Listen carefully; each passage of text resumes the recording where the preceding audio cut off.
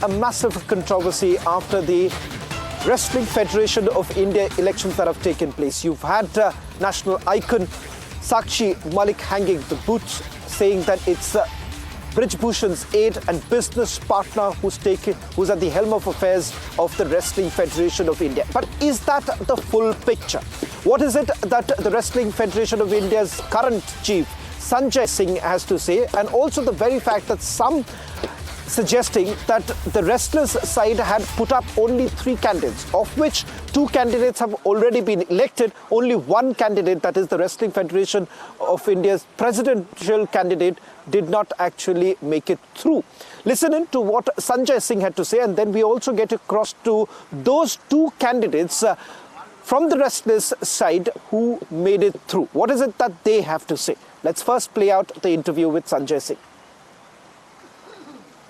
ब्रिजभूषण शरण सिंह जी ने बोल दिया कि नई फेडरेशन आ गई है, नई फेडरेशन अपना कार्यभार देखेगी, तो सत्ता उनके कंट्रोल में कहाँ से? कंट्रोवर्सी क्यों पैदा की जा रही है? ये रेसलर्स का ये भी कहना है कि ये जो है वो एक डिलिबरेटली किया गया, इसको कॉम्प्रोमाइज तरीके से इसको किया गया है। किस रेसलर्स का कहना है? ये हमारे जो एक्चुअल खिलाड़ी हैं वो इससे खुश हैं। पूरे देश में एक साथ सारे अखाड़ों पे एक साथ पटाखा दागा गया है। और रह गई बात, जैसे कह रहे हैं ब्रिजभूषण शरण सिंह, तो 12 साल का उनका अनुभव है। कुश्ती को उन्होंने 2009 से और अभी आप देख लीजिए कहाँ से कहाँ ले गए हैं। और तो उनसे राय ली ही जाएगी। अनुभव, हर क्षेत्र में अनुभवी आदमी से राय ली जाती है।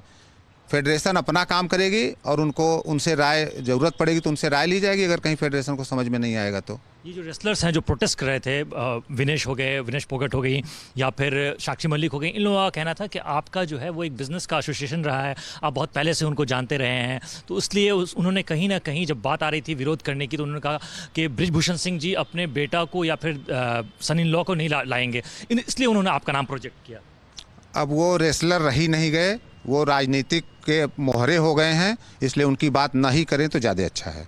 अच्छा, अभी आपको क्या लगता है कि साक्षी मलिक को अपना जो इस्तीफा उन्होंने दिया है कि मैं अब कभी कुश्ती के रिंग में नहीं आऊँगी, क्या लगता है आपको वो वापस लेना चाहिए? अगर वो आती हैं, लड़ने के लिए आती हैं, ट्रायल दें, ट्रायल में अगर वो पार होती हैं तो लड़े, हमें उनका स्वागत है।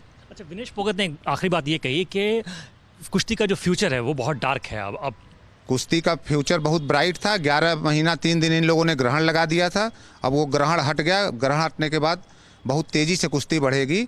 हम लोगों ने एक यही अभी आश्वासन कर लीजिए या वो दिया था कि अगर फेडरेशन अपने पास आती है तो अंडर 15 और जूनियर इसको हम लोग तुरंत इस कैलेंडर ईयर में कराएंगे।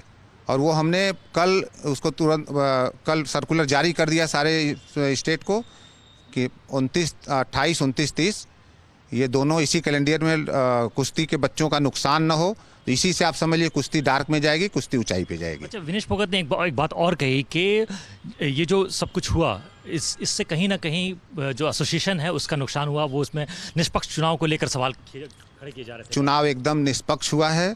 उन लोगों ने जिसको लड़ाया था वो उन्होंने वोट दिया है, जो उनके थे उन्होंने वोट दिया, सब कुछ किया। कहीं चुनाव में कोई सुप्रीम कोर्ट के आर्डर से चुनाव हुआ है, सुप्रीम कोर्ट के देख रेख में चुनाव हुआ है, तो चुनाव से निष्पक्ष हुआ है। एक गहन आरोप उन्होंने ये भी लगाया कि उन्हें अब ये क्लू नहीं मिल रहा है कि जस्टिस के लिए जाएं तो कहाँ जाएं, इंसाफ की गुहार लगाएं तो कहाँ लगाएं। ये विनेश फोगट जी का कहना है। अब उनके साथ कोई अन्याय हुआ ही नहीं था तो कहाँ जाएंगे न्याय की गुहार लगाने? न्याय की गुहार वो लगाने जाता है जिसके साथ अन्याय हुआ होता है। और ये भी क्लेम किया जा रहा है रेसलर्स के द्वारा कि आपको जो है वो एक डमी कैंडिडेट के तौर पे इस्तेमाल किया जाएगा, क्योंकि सारा का सारा जो है वो कंट्रोल जो है वो ब्रिजभूषण सिंह जी के पास। ये सब निराधार आरोप है। हम भी 12 साल से चल ही रहे हैं, उसी कुश्ती संघ में ही थे, इसलिए हमको पता है कि कौन क्या डमी है कि नहीं है, वो आगे समय बताएगा।